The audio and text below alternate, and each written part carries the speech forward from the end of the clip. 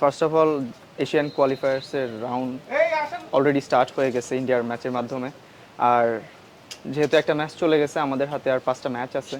So আমাদের যে ফ্যান্সরা আছে, আমাদের বাংলাদেশি যে দর্শকরা আছে, আমাদেরকে যেরকম সমর্থন দিচ্ছে, তাদের এক্সপেকটেশনও অনেক হাই। সো বেসিকলি আমাদের আজকে একটা মিটিং হয়েছে, এই বিষয়গুলো নিয়েই কথা হয়েছে যে আগের মানুষের এক্সপেকটেশন, এখনকার সমর্থকদের এক্সপেকটেশন আসলে এক জায়গায় নেই। মানুষ আরও বেশি এক্সপেক্ট করতেছে, বেশি চাচ্ছে। সো সবাই সবার জায়গা থেকে দৃঢ়প্রতিজ্ঞ যে আরও ভালো কিছু করার চেষ্টা করবে এবং নিজের জায়গা থেকে যতটুকু লেভেল বাড়ানো যায় সবাই চেষ্টা করবে সেটা। Basically we are suppose to training at national stadium. আমরা লাঞ্চ টাইম পর্যন্ত এটাই জানতাম, বাট ওয়েদারের উপর তো আসলে কারোর হাত নেই।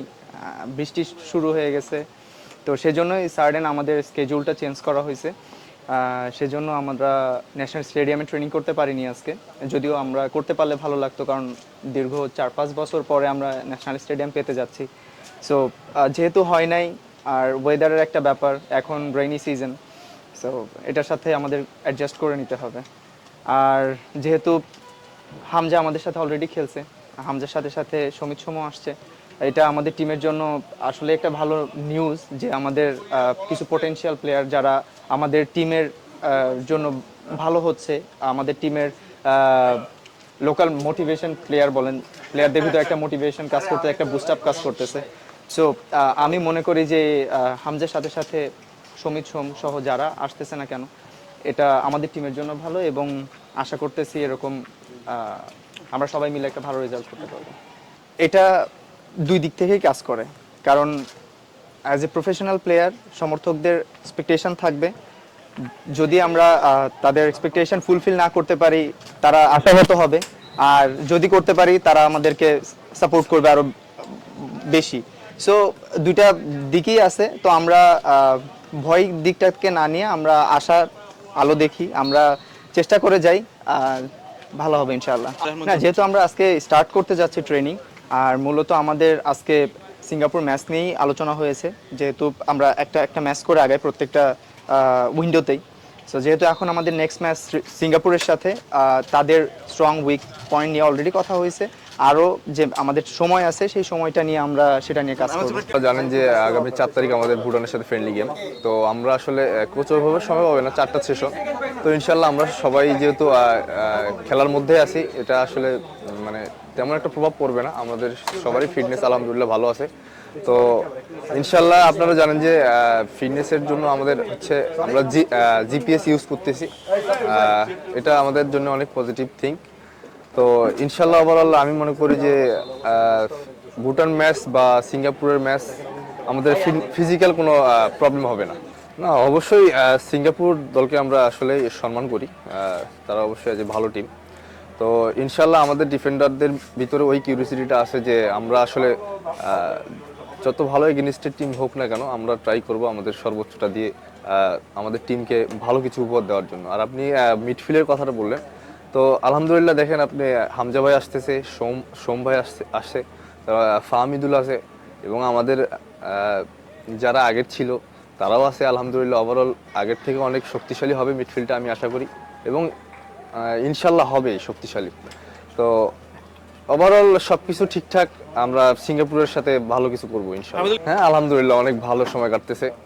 সে অনেক ফ্র্যাঙ্কলি আমাদের মতোই। সে যে প্রবাসী প্লেয়ার আমি এটা বলবো না, সে বাংলাদেশি একজন প্লেয়ার, এটাই হচ্ছে বড় পরিচয়। এটা তো অবশ্যই, এটা তো অনেক অনেক ভালো একটা মানে বিষয় যে তারা যদি মিডফিল্ডটা ভালোভাবে গোছাতে পারে, তাহলে আমাদের ডিফেন্ডার একটু প্রেশারটা কম আসবে। অবশ্যই প্লেয়াররা এক্সাইটেড যে তারা কালকে পর্যন্ত জানে যে ন্যাশনাল স্টেডিয়ামে আজকে প্র্যাকটিস হবে। সো অনেকদিন পর তারা মাঠে যাবে। রেডিও ছিলাম, বাট এখন তো মৌসুম আসলে ডিফারেন্ট, বর্ষার মৌসুম, তো সব কিছুর জন্য আমরা রেডি আছি আর কি।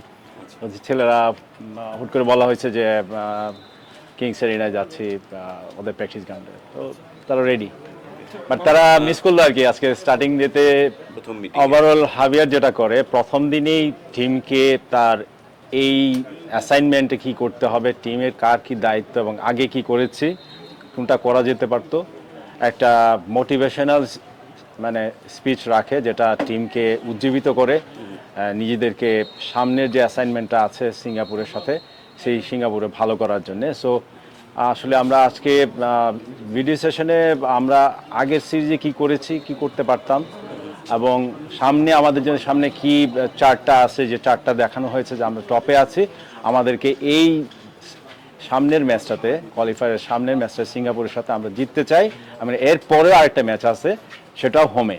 সো অনেক বছর পর আমরা হোমে খেলতে যাচ্ছি, সব মিলিয়ে একটা যে এনভায়রনমেন্ট আমাদের দরকার এবং যে এনভায়রনমেন্ট তৈরি হয়েছে ফুটবলকে নিয়ে, মূলত সেটার ব্যাখ্যায় প্লেয়ারদেরকে হাবিয়ার দিয়েছে।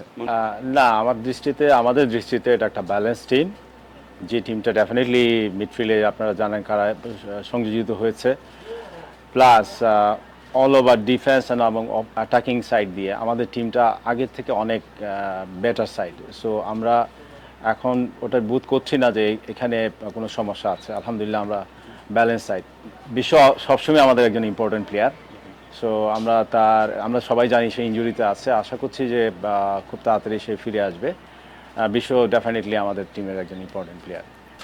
ফাহমিদুল অবশ্যই একজন ট্যালেন্ট প্লেয়ার, এবং আমাদের ওই সময়টা সৌদিতে আসলে সে খুব কম সময় পেয়েছে, এবং এখনকার ফাহমিদুল আমার কাছে এবং হাবিয়ারের কাছে মনে হচ্ছে যে সে অনেকটা রেডি হয়ে এসছে, যে সে ভালো কিছু করার জন্য মুখিয়ে আছে আর কি।